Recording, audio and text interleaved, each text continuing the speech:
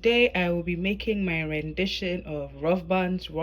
I'm not sure what they call it, but when the fan yoga guy is passing, he has air pie, rock or rough buns, and now he has added spring rolls to it. So I'm going to make my own rendition of it. You can use this, I mean, some people call this scones too, but I'm using muffin pans. So we will call it rock or rough buns. For the purposes of my cravings, it shall be rough buns. So let's make some. I have here flour, baking soda, baking powder, sugar. I have vanilla essence. I have some butter, egg, and I'm using buttermilk today. So, but if you don't have buttermilk, you can replace it with whatever milk you want or like your preferred milk. Mix in your flour with the butter and the other dried ingredients, and once everything is well incorporated, you add in your egg and milk. My vanilla essence into my milk before pouring it into the mixture. So this is after adding the milk and the egg to the mixture. This is a rough texture, so I am going to stick to calling it rough buns. If you're making scones, you can form a dough, knead it a little bit on your countertop, and then cut it with a cookie cutter if you have one.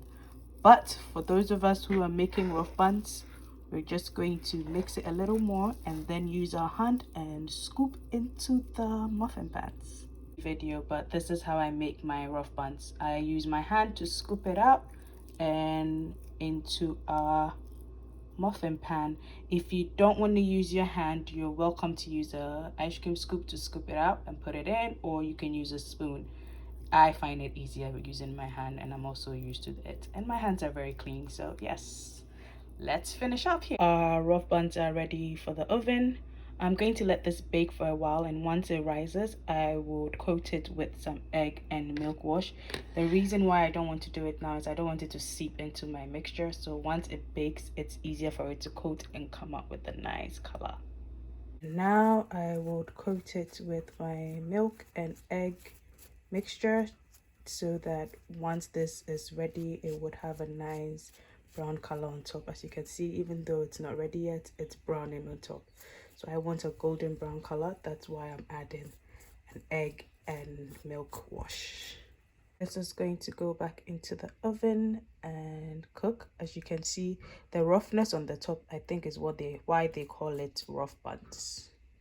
And just like that, our rough buns, rock buns, scones, whatever you want to call it, is ready. And this is how our rough buns looks on the inside.